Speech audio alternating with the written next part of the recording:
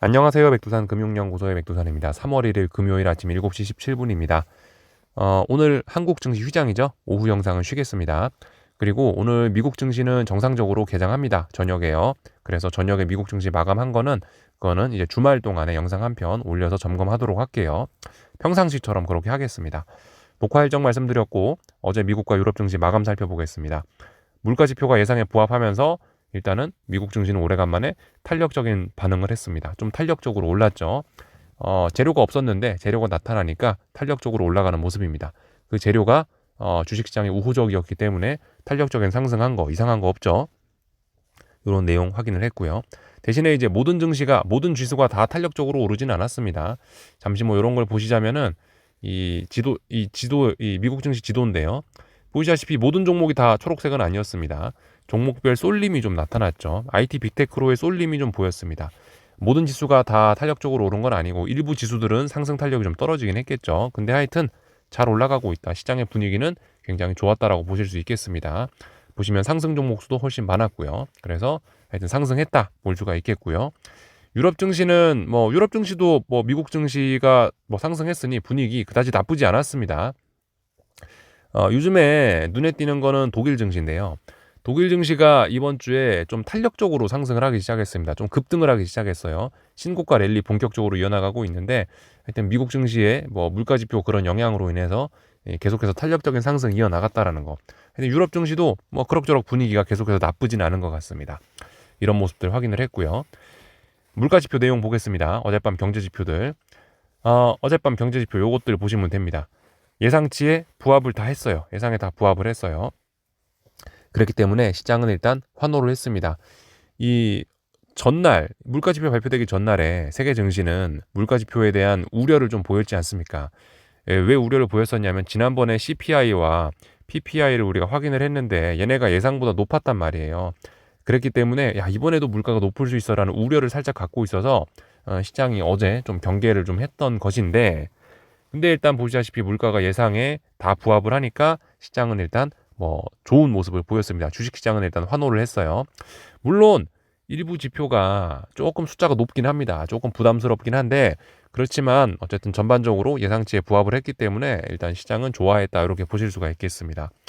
지표에 대한 조금 자세한 이야기를 좀 해보자면은 이 내용 보면 될 것 같아요. 시카고 연은총재가 한 이야기인데 물가가 뭐 조금 오르긴 했는데 인플레이션 하락에 큰 진전을 이루고 있다라고 표현을 했습니다.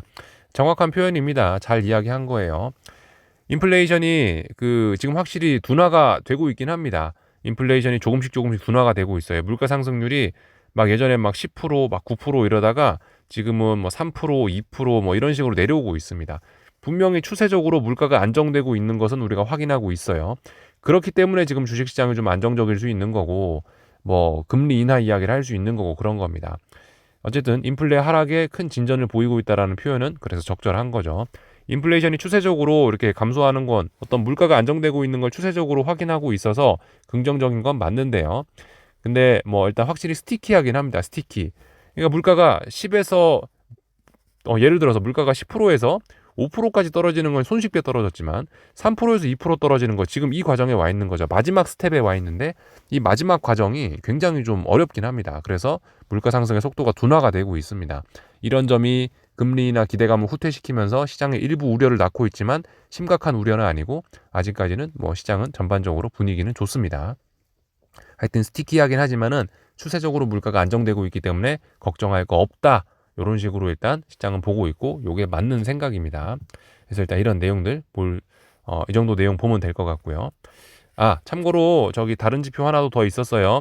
신규 실업수당 청구 건수는 예상보다 조금 많았습니다. 고용시장이 예상보다 조금 약하구나. 뭐 이 정도 확인을 하시면 될 것 같습니다. 그래서 이제 시장의 반응을 살펴볼 건데요. 달러 인덱스가 켜져 있으니 이거 먼저 보겠습니다. 이게 달러 인덱스가 사실 상승을 했는데요. 이 어젯밤 지표 내용과는 사실 좀 맞지는 않다라고 개인적으로 생각을 합니다. 잘 이해는 일단 되지 않습니다. 왜냐하면 물가가 추세적으로 둔화되고 있다라는 것을 확인했죠. 일부 지표가 좀 부담스럽긴 합니다만 스티키한 것도 확인을 하긴 했지만 그럼에도 불구하고 추세적인 물가 안정이 되고 있다라는 걸 확인한 게 어제인데 그럼에도 불구하고 사실 달러가 상승했다는 건 약간 좀 물음표가 띄워지긴 합니다. 어, 그리고 어젯밤에 신규 실업수당 청구 건수도 보셨다시피 예상을 조금 넘었단 말이죠. 그 점도 사실 달러 약세를 유발하는 요인이긴 한데 오히려 일단 달러는 올랐습니다. 그래서 개인적으로는 이렇게 일단 생각을 해요. 달러가 미리 빠졌다. 물가지표 발표되고 신규 실업수당 청구 건수 발표되기 전에 미리 하락을 하고 있었기 때문에 어젯밤의 내용은 어젯밤에 이미 그럴 것이라는 거는 이 정도 달러가 이미 빠지면서 선반영이 되었다라고 개인적으로 일단 그렇게 보고 있습니다. 그래서 보시다시피 달러는 몇 거래일 동안 결과적으로 일주일 넘는 기간 동안에 여기서 하방 경직성을 확인했고요. 요렇게 단기적으로 떨어지던 거를 극복하면서 위쪽으로 올라가겠다라고 일단 방향 전환을 단기적으로 이렇게 이야기를 하고 있습니다.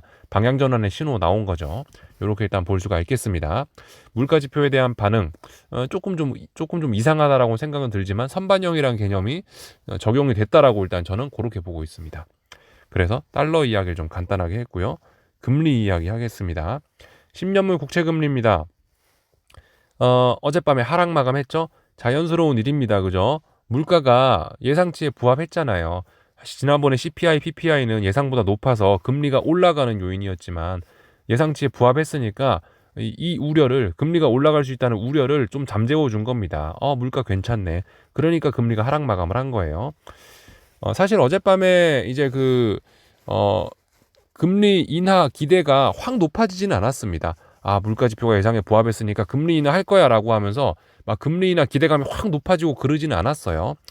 그렇지만 어쨌든 그 시장의 반응은 2년물 금리가 조금 더 많이 떨어졌습니다. 장기물 금리보다 단기물 금리가 조금 더 많이 떨어지면서 장단기 금리는 조금 정상화 흐름을 그렇게 보여줬습니다. 잠시 좀 순서가 좀 그렇긴 한데 잠시 이야기 꺼낸 김에 장단기 금리차 한번 좀 보고 갈게요. 10년물, 2년물 보면 되겠죠. 보시다시피 이런 모습을 보였습니다. 장단기 금리차는 이런 식으로 정상화 흐름 보였죠. 단기물 금리가 더 많이 떨어졌다는 겁니다. 실질적인 페드와치에서 금리 인하 기대감이 뭐 어떻게 바뀐 건 아닙니다만은 일단은 뭐 그렇게 시장에 반응을 했다 보시면 되겠습니다. 특별히 이상한 건 아니고요. 자연스러운 반응이고요. 장단기 금리차 같은 경우는 이런 식으로 일단 아직까지는 답답한 구간입니다. 답답한 구간인데 지금 대충 박스권 하단에서 일단 방향성을 위쪽으로 일단 틀어내는 그런 모습입니다. 장단기 금리 정상화가 조금 당분간 좀 일어날 것으로 일단 뭐 그렇게 기대가 되는 부분입니다. 요렇게 그죠? 요런 모습 확인을 했습니다. 참고적으로 보시면 될 것 같고요. 다시 10년물 국채 금리로 좀 돌아가겠습니다. 10년 국채 금리는 자 그래서 좀 단기적인 흐름을 좀 체크를 하도록 할게요. 여기 보시면 어젯밤에 하락을 하면서 이 단기적인 그런 고점, 그런 매물대가 좀 두껍구나 이런 걸 다시 한번 좀 확인을 했습니다.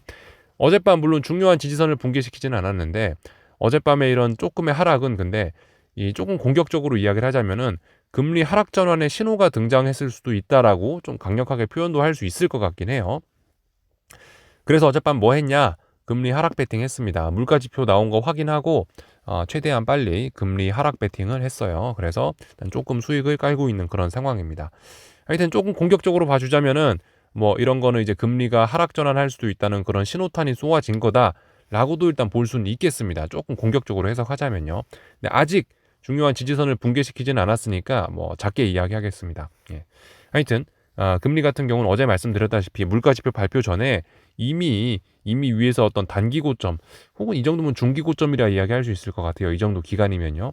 중기적인 고점을 만들어 놔서 이미 상승은 좀 제한적이었고 예상에 부합했으니까 이제는 좀 이걸 재료로 해서 아래쪽으로도 갈 수 있는 가능성이 좀 있다라고 생각이 됩니다. 사실 물가가 이제 이렇게 아래쪽으로 떨어진다, 계속 추세적으로 떨어진다라는 거는 주식시장에는 일단 우호적인 내용이 될 수 있긴 해요. 주식시장의 부담은 아니죠. 금리가 떨어진다라는 게 지금 상황에서.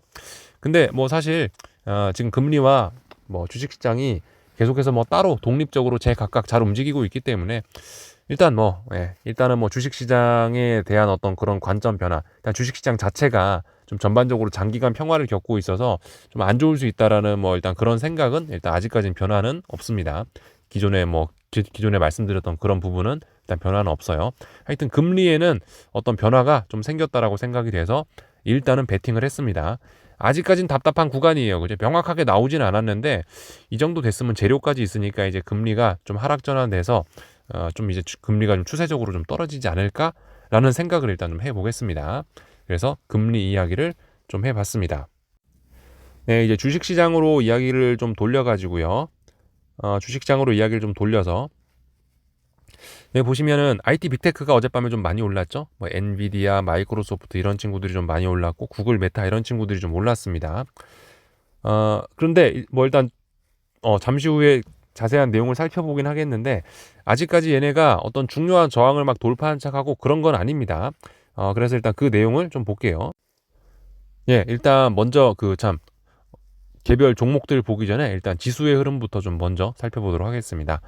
어젯밤 이 보시다시피 나스닥이고 S&P고 좀 많이 올랐죠. 30분 봉 이런 거 일단 보시면은 지표가 발표되자마자 급등을 했고요. 급등한 상태에서 상승 출발 여기쯤에서 개장이 됐고요. 장중에 상승했던 거 거의 다 되돌리면서 갭 상승 출발한 거죠. 갭을 많이 메웠고 다시 올라가면서 비교적 건전한 상승을 했다라고 볼 수가 있겠습니다.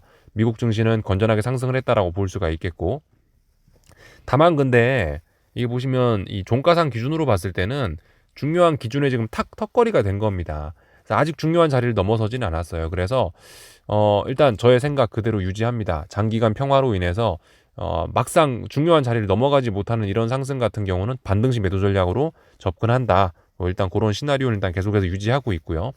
제가 어제 영상에서 말씀드렸던 그런 시나리오가 일단 그대로 나오긴 했었기 때문에 일단 저는 이런 자리에서 하방 진입하긴 했습니다. 물론 이제 이후의 흐름이 저의 예상에서는 일단 좀 벗어나긴 했는데 일단은 뭐 지금이 일단 하방 진입을 뭐 지금이 그렇다고 뭐 하방 진입을 뭐 포기할 뭐 그런 때는 아닌 것 같아서 한번 들이대 볼 수는 있는 자리인 것 같아서 여기가 일단 넘어간 건 아니거든요. 그래서 일단은 뭐 들고 있습니다. 어젯밤에 진입을 하긴 했어요. 제가 예상했던 그런 그림이 나오긴 해서 추후의 흐름이 저의 예상과는 좀 달랐지만 일단 뭐 괜찮은 것 같아서 일단 진입은 했습니다. 반등시 매도 전략 했고요. 근데 일단 사실 겉모습으로 보면은 이런 모습은 뭐예요? 양봉 나왔죠. 그리고 어제 갭 상승 출발했는데 그 갭도 메웠다 다시 올라가는 거기 때문에 건전하기 때문에 이런 거 같은 경우는 사실 추가적인 상승 가능성이 더 있다라고 봐주는 게 맞긴 맞습니다. 근데 이제 그럼에도 불구하고 여기서 이제 제가 뭐 하방 이야기를 하고 뭐 그렇게 되는 거는 이 오랫동안 좀 부진했던 좀 무거운 저항이기도 하고 지금까지 뭐 엔비디아 실적이고 각종 호재에도 불구하고 지금 이 자리가 지금 못 넘어가는 자리이기 때문에 뭐 일단 뭐 가능성은 있겠다 싶어서 좀 이렇게 일단 진입을 한 거고요.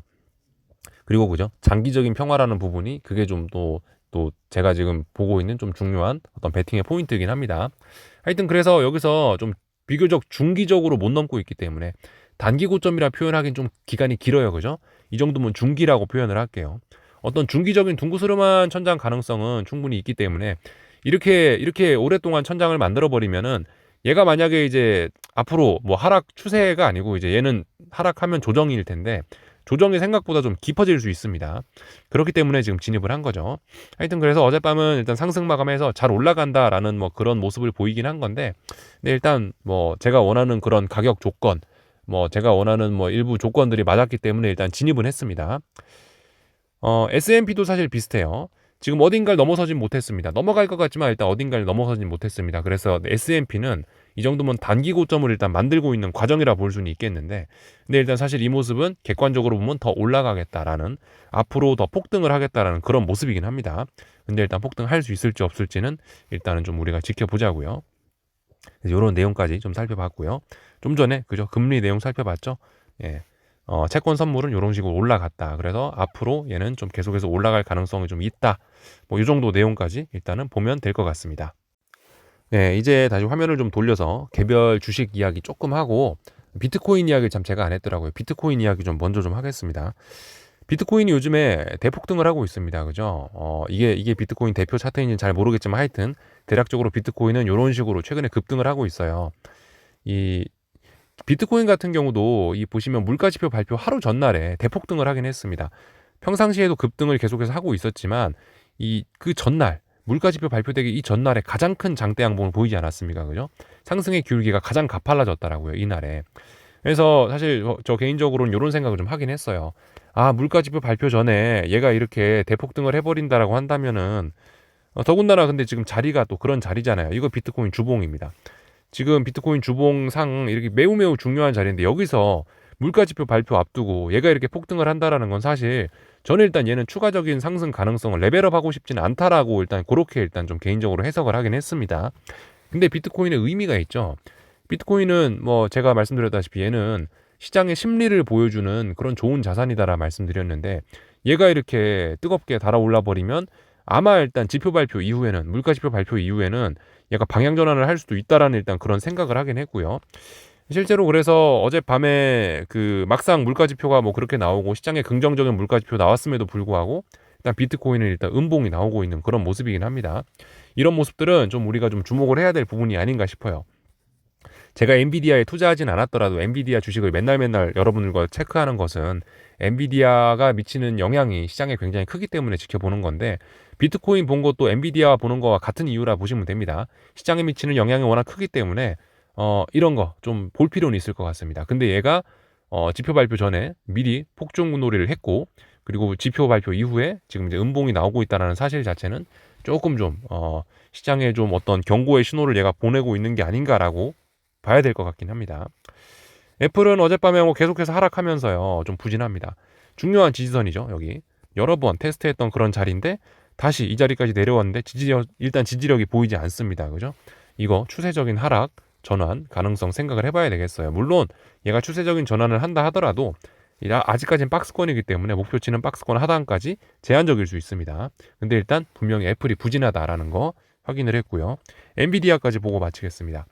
엔비디아 같은 경우는 지금 보시다시피 일단은 더 추가 상승 가능성 보이고 있긴 합니다. 근데 분명히 이런 흐름은 좀 생각해 볼 필요가 있어요. 실적 발표 이후에 장대 양봉이 나왔는데 못 가고 있다. 흐름이 분명히 둔화가 되고 있습니다. 그리고 여기 단기 고점 만들었고요. 어젯밤 물가 지표로 인해서 좀 더 올랐다라고 하더라도 지금 일단 저항의 영향권입니다. 그래서 지금 단기 고점 혹은 이 자리가 중기 고점이 될 수도 있는 그런 자리긴 해요. 상승이 둔화가 돼 있다. 하여튼 뭐 이런 점들이 주도주들이 좀 비리비리하다. 어느 정도 대부분 다 저항권에 와 있고 단기 고점 정도는 끼고 있다라는 게 일단 뭐 제가 뭐 주식시장 지금 하방을 약하게 일단 보고 있는 뭐 그런 이유입니다. 그래서 여기까지 일단 쭉 점검을 해봤습니다. 궁금한 거 리플 남겨주시고요. 하여튼 즐거운 주말들 보내시고 오늘 저녁에 미국 증시 또 잘 지켜보도록 하겠습니다. 위험 관리 중요하죠, 그죠? 잘못되면 빨리빨리 도망가면 됩니다. 여기까지 하겠습니다.